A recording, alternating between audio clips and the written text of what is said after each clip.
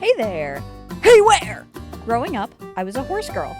I rode them, I fed them, I cleaned up their poop, all that jazz. And I wanted to share some stories from that time in my life. The first horse we had was Cricket. She was an old, sweet gray mare who took very good care of me and my mom.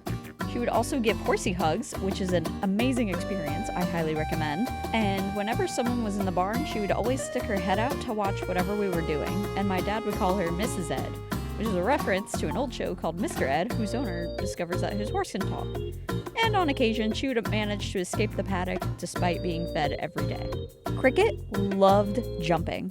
Whenever we would go trail riding, if there was an obstacle on the trail, like a thin, fallen tree, other horses would usually step over it. Not Cricket, though. She sees that tree and her ears go forward, neck is arched, and front legs are tucked oh so beautifully. I was aware that she did this, but I thought the tree was small and wasn't prepared for her to jump, so it ended up with me going, "Bleh." Then we continued as normal. While we had Cricket, we got another horse, and her name is Paris. She's a beautiful red roan mare who is still alive and is well-trained, gentle, a little goofy, and a little sassy. We got her as a rescue. Me and my family are walking around the pasture, checking out all the horses, and suddenly, Paris walks up to my mom and starts licking her hand. I think I got adopted. She picked my mom, and we picked her up and took her home, and it turned out to be the best decision ever. Paris was probably 2 years old when we got her, so when we had a farrier come to do some work on her hooves, she was a bit rowdy. I remember watching from our back porch, and I just see her rearing majestically on the cross ties. Dang, that's crazy. Another thing I remember when we first got her, my dad was working on the fence outside. He had a handheld saw blade in his hand, and it's pretty loud and very dangerous and sharp. As my dad is actively cutting the wood, Paris walks up and just sticks her nose all up in his business. This was very surprising to us since most horses are afraid of things like their own shadow, a plastic bag, or God forbid a puddle exists.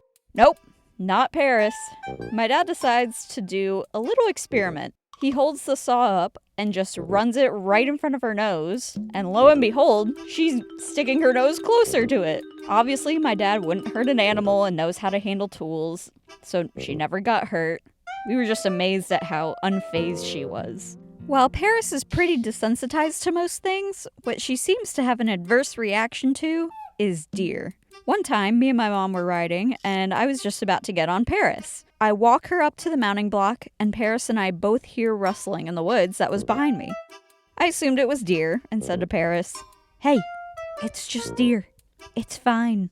Paris was not fond of what I said, and as soon as I get on, and I put my foot in the stirrup, "Good, you're on, let's book it," and she takes off. Of course, I saw this coming, so with one foot in the stirrup and the other foot just hanging out, I lead her to the truck and pull what we call a one-rein stop, where I just pull her face towards her butt and she can't run off anymore. My mom is a verified witness to this, and she was very proud of me in this moment. I too am proud of myself at this point, and we were able to continue on with the ride. Now, how was I able to gain the experience to pull off something like that? I participated in what I like to call horse camp. I also took lessons back when I was in elementary school as well, but I'll be sharing stories from this particular summer. During these summer lessons, I worked with and helped take care of my trainer's horses. I will call the trainer Debbie. That includes feeding, cleaning out their stalls, picking their hooves, giving them baths, along with the everyday riding that we do.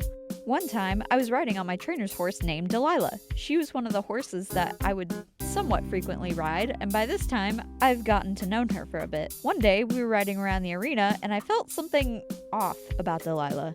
She wasn't responding to my legs to canter or even trot, which is concerning. Hey, Debbie, I think there's something wrong with Delilah.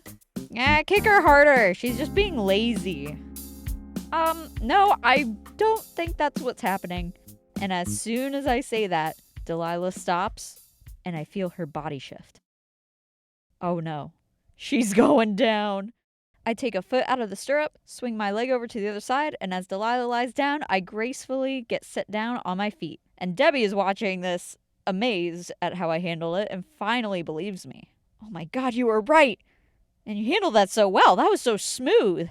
Looks like she's colicking, so I'll let you go take care of Delilah. Delilah, I'm so sorry. You, good job. If you don't know the term colic, it just means abdominal pain for horses. So I took Delilah out of the arena to chill under a tree, gave her some water, and just hung out with her. She was doing better after that, but I didn't ride her for the rest of the day. Also during this time, my trainer invited me to bring Paris during this camp for a week, which was an amazing opportunity to work with her one-on-one with Debbie. Yay! Plus she got to socialize with other horses. One of these horses, who I forgot the exact name of, but we'll call him Bud. He was a huge horse and an absolute stud and player in the barn, apparently. All the mares have crushes on him. He was the trainer's daughter's horse, and I will call the trainer's daughter Debbie Jr. for simplicity. The first day I'm riding Paris in the arena, Bud is out there, and Paris is absolutely smitten. When he was walking by, Paris and Bud greet each other, they sniff noses, and Paris is basically frozen. And no amount of pulling could pull her away from Bud. That was until Bud walked away to continue riding. Paris, now is not the time for boys. Shut up! I'm in love! Don't ruin this for me. You say that about every gelding you see. There was another time where Debbie Jr. asked if she could ride Paris, and I said, sure. Paris is pretty easy to work with, and pretty much anyone can ride her, especially beginners.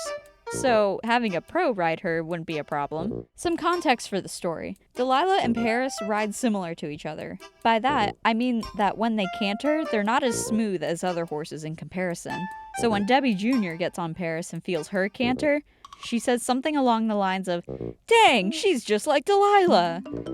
And as soon as those words left her mouth, Paris immediately shakes her head aggressively, and I think bucked a little bit, saying, "I am not Delilah!" And seeing that reaction was absolutely priceless. All in all, a lot of fun, very helpful to work with Paris at the camp, and I had a great time. I know I'm kind of jumping timelines a bit, but after Cricket passed away, my mom is giving custody of her friend's horse named Sunny. And one time, Paris and Sunny got a bit hungry, and they decided to come up with a plan. Alright, you be the lookout, and I'll go in, and I'll totally get food for the both of us, and not eat all of it by myself.